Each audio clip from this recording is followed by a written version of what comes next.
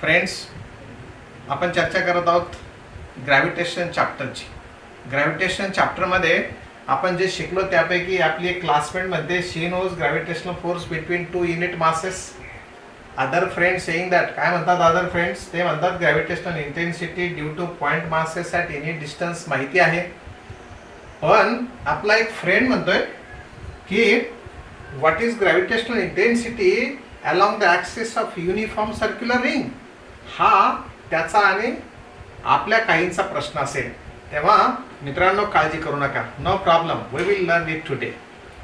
पण आपल्याला जे माहिती आहे ते खरंच काय माहिती जरा विचार करावा लागेल. काय माहिती आहे? Gravitational force of attraction between two point masses. Let these are point masses. एकाचं मास आहे कॅपिटल एम, दुसऱ्याचं मास आहे स्मॉल एम, आणि ते ठेवलेत डिस्टन्स डी वरती. Distance between these two is D, and therefore that force of attraction is किती?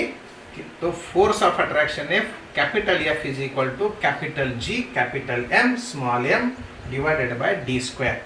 So here gravitational intensity म्हणजे एखाद्या पॉइंट मासची ॲबिलिटी एखाद्या कुठल्याही दुसऱ्या पॉइंटवर किती फोर्स टाकू शकते एका युनिट मासवर, त्याला म्हणतात ग्रॅव्हिटेशनल इंटेन्सिटी. ग्रॅव्हिटेशनल इंटेन्सिटी म्हणजे कुठल्याही एखाद्या पॉइंट मासची एखाद्या दुसऱ्या कुठल्या पॉइंटवर युनिट मासवर किती फोर्स टाकू शकतो ती ॲबिलिटी म्हणजे ग्रॅव्हिटेशनल इंटेन्सिटी. आणि इन शॉर्ट त्याला म्हणतात फोर्स पर युनिट मास. किती फोर्स टाकू शकतो युनिट मासवरती त्याला म्हणायचं ग्रॅव्हिटेशनल इंटेन्सिटी. म्हणून फोर्स अपॉन मासचा विचार केला तर फॉर्म्युला सिंपल तयार होतो. E इज इक्वल टू म्हणजे gravitational intensity is equal to G M by D square, where capital M ज्या मासमुळे इंटेन्सिटी तयार होणार आहे त्याचं मास, आणि डिस्टन्स म्हणजे त्या पॉइंट पासून त्या मासचं distance. So here friends gravitational intensity along the axis of uniform ring आजचं आपलं टार्गेट आहे. त्याच्यासाठी आपल्याला कन्सिडर करावं लागेल एक युनिफॉर्म रिंग. त्या युनिफॉर्म रिंगचं मास कॅपिटल एम आणि रेडियस कॅपिटल आर. त्याचं ॲक्सिस हे काढावं लागेल आपल्याला. हे त्याचं ॲक्सिस, आणि या ॲक्सिसवर आणि याच्या सेंटरला आहे आपला एक पॉइंट ज्याला आपण म्हणतो ओ पॉइंट, आणि पॉइंट पी वर काढायची आपल्याला ग्रॅव्हिटेशनल इंटेन्सिटी. त्या ग्रॅव्हिटेशनल इंटेन्सिटीसाठी डिस्टन्सही माहिती असलं पाहिजे. म्हणून ओ पीला आपण कन्सिडर करू स्मॉल आर. रेडियस आहे कॅपिटल आर, डिस्टन्स आहे small R. Now to determine gravitational intensity at point P काय करावं लागेल आपल्याला? आपण कन्सिडर करू छोटासा एक पॉइंट मास, इथं छोटंसं डीएम. या डीएम मासमुळे या पॉइंट पी वर इंटेन्सिटी किती हे काढायचं असेल आपल्याला, तर डिस्टन्स माहिती असलं पाहिजे. म्हणून डिस्टन्स आपण मेजर करू D M to P, let it is small D. हे डिस्टन्स असेल डीएम आणि पॉइंट पी मधलं. असाच एक डीएम इथं म्हणजे डायमेट्रिकली अपोजिट पोझिशनला विचार करता येईल. परंतु आपल्याला माहिती आहे ग्रॅव्हिटेशनल फोर्स अट्रॅक्टिव्ह आहे, म्हणजे ग्रॅव्हिटेशनल फोर्सचं डायरेक्शन इनसाइड असतं, तसं ग्रॅव्हिटेशनल इंटेन्सिटीचं सुद्धा इनसाइडच असेल. म्हणून ग्रॅव्हिटेशनल इंटेन्सिटी हा वेक्टर आपल्याला दाखवावा लागेल मध्ये. सेम डीएम आपण अगदी डायमेट्रिकली अपोजिट पोझिशनचा घेऊ, आणि त्याचं डिस्टन्स या पॉइंट पी पासून सुद्धा डीच असलं पाहिजे. कारण जॉमेट्री सांगते आम्हाला इथे जे मास आहे त्याच्यामुळे जी इंटेन्सिटी, त्या इंटेन्सिटीचं डायरेक्शन सुद्धा टुवर्ड्स मास असेल. आता आपल्याला या फिगरमध्ये दोन अँगल्स भेटतात, एक हा अँगल आणि हा दुसरा अँगल. त्या दोन्ही अँगलची किमती सेम, ते म्हणजे लेट थीटा. हा अँगल आणि हा दुसरा अँगल आहे थीटा. आता या पॉइंट पी वर या दोन वेक्टर्सचा काय इफेक्ट पडतो जरा बघूत आपण. Now see, if this is a gravitational intensity vector, it is now because of DM. त्या वेक्टरला रिझॉल्व करू आपण दोन म्युच्युअली परपेंडिक्युलर कॉम्पोनंट्स मध्ये. हा जर अँगल थीटा असेल तर हा अँगल 90 मायनस थीटा, आणि म्हणून हा वेक्टर येणार डीई म्हणजे small gravitational intensity into sine theta. So DE sine theta, आणि हा जो कॉम्पोनंट आहे तो कॉम्पोनंट येणार डीई कॉस थीटा. हा कॉम्पोनंट कुठला?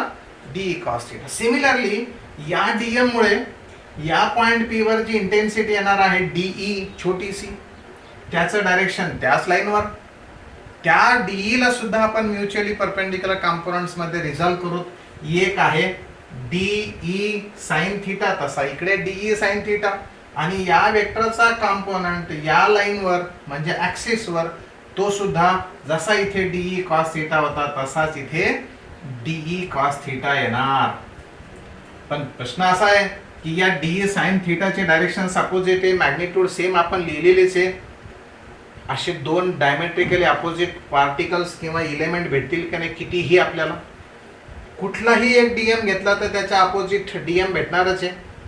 म्हणजे त्या सगळ्यांचं डीई साइन थिटा कॅन्सल होणार, आणि डीई साइन थिटा जर कॅन्सल होत असेल आणि या ग्रॅव्हिटेशनल इंटेन्सिटीला व्हेक्टर क्वांटिटी आम्ही म्हणत असो, तर टोटल इंटेन्सिटी काढण्यासाठी आम्हाला डीई कॉस थिटा या कंपोनंटचं इंटिग्रेशन घ्यावं लागेल.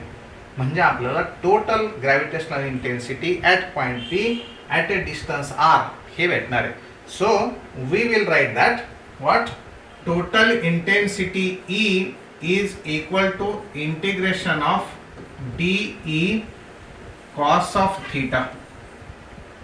या डीई ची value capital G into mass म्हणजे DM divided by square of distance.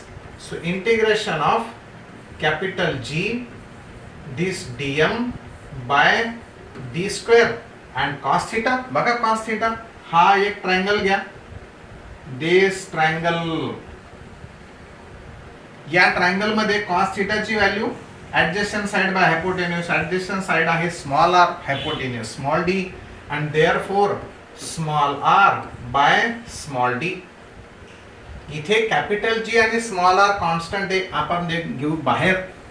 So this is how E will be now capital G small R integration of DM, even small D सुद्धा constant, सगळ्या DM साठी D constant आहे, and therefore we will write here D cube, this D square and this D किती झालंय D cube झालंय. आता integration of DM म्हणजे integration of DM होणार आहे या सगळ्या छोट्या छोट्या इलेमेंटचा मास म्हणजे टोटल मास किती ते capital M, and therefore this formula will be G capital M small R by D cube. आता हा डी क्यूब आपण जरा बदलूत स्मॉल आर आणि कॅपिटल आरच्या भाषेत लिहूत. पण जरा एक ट्रायंगलचा विचार करा, तो ट्रायंगल आहे right angle triangle. Right angle triangle मध्ये डी स्क्वेअर म्हणजे हायपोटेन्यूज स्क्वेअर येतो, square of one side plus square of other side, आणि त्या आहेत कॅपिटल आर आणि स्मॉल आर. स्क्वेअर रूट घेऊ दोन्ही साइड्सला. So here D is equal to R square plus small R square raise to 1/2. Square root घेतला. आता दोन्ही साइड्सला क्यूब करूत. क्यूब केला म्हणजेच D cube is equal to हे राईट साइड जशाच तसं, म्हणून आपला इकडे पॉवरला मल्टिप्लाइड बाय 3 म्हणजे 3/2 होईल. ही व्हॅल्यू आपण इथं ठेवली की टोटल इंटेन्सिटीचा फॉर्म्युला मिळाला. काय capital E is equal to capital G capital M small R by capital R square plus small R square raise to 3/2. Gravitational intensity is capital G capital M small R by capital R square plus small R square raise to 3/2.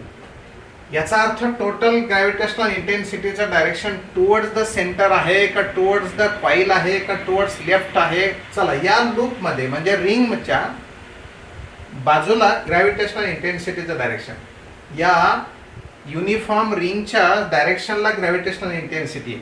समजा जर कधी आपण point consider केला left साइडला, तर suppose point is now here, point is now at the left side, then gravitational intensity will be towards right.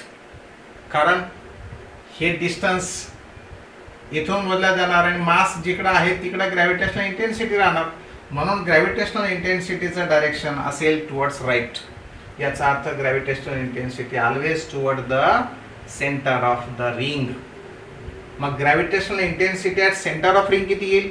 Gravitational intensity at the centre of रिंगचा जर कधी विचार करायचा असेल आपल्याला तर आता ते लिहावं लागेल. E is equal to capital G capital M small r by capital R square plus small r square raised to 3/2 if this point is shifted toward the center. किंवा तो आणला असा इकडे तर यातला काय व्हॅल्यू बदलणार आहे? त्या स्मॉल आर ची व्हॅल्यू बदलेल आणि ती होईल 0. इथे 0 ठेवलं ना काय बिघडत नाही. कॅपिटल आर आहेच डिनॉमिनेटरला पण मल्टिप्लिकेशन मध्ये 0 आला आणि म्हणून gravitational intensity at the centre 0 होणार. ध्यानात ठेवा. समजा जर कधी आता हा पॉइंट असेल इन्फिनिटीला किंवा तो पॉइंट असेल इन्फिनिटीला तर इंटेन्सिटी या छोट्याशा मासमुळे तिकडे किती? इन्फिनिटी किंवा इन्फिनिटीला 0. म्हणजे सेंटरला 0 इन्फिनिटीला 0 पण मध्ये कुठेतरी नॉन 0 आहे. याचा अर्थ graph of intensity versus distance हा खूप महत्त्वाचा इश्यू या कन्सेप्टमध्ये आहे आणि तो म्हणजे ग्रॅव्हिटेशनल इंटेन्सिटी वर्सेस डिस्टन्स. ही आहे एक्स ॲक्सिस ज्याच्यावर घेऊत आपण डिस्टन्स r. ही आहे ग्रॅव्हिटेशनल इंटेन्सिटी त्यावर दाखवूयात आपण E. आता ग्रॅव्हिटेशनल इंटेन्सिटी सेंटरला 0, इन्फिनिटीला 0, राईट इन्फिनिटीला 0, लेफ्ट इन्फिनिटीला 0 आणि मध्ये नॉन 0 आहे. लेफ्ट साईडचा विचार केला तर ग्रॅव्हिटेशनल इंटेन्सिटी राईट साईडला आहे. पॉईंट राईट साईडला घेतला तर ग्रॅव्हिटेशनल इंटेन्सिटी लेफ्ट साईडला आहे. म्हणजे लेफ्ट साईडला ग्राफ येईल सेकंड क्वाड्रंटमध्ये. इंटेन्सिटी येईल पॉझिटिव्ह राईट साईड असल्यामुळं. म्हणून तो graph like this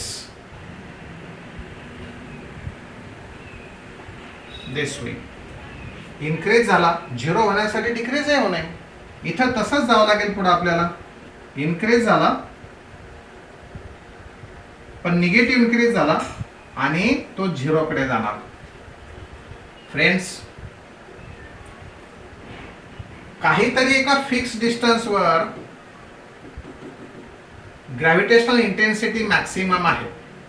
intensity is maximum at particular in distance from the centre. तर हे डिस्टन्स किती? तेव्हा मित्रांनो किती डिस्टन्सवर ग्रॅव्हिटेशनल इंटेन्सिटी मॅक्सिमम असते त्याच्यासाठी पुढचा व्हिडिओ आपण अवश्य बघणार याची मला पूर्ण खात्री आहे. धन्यवाद.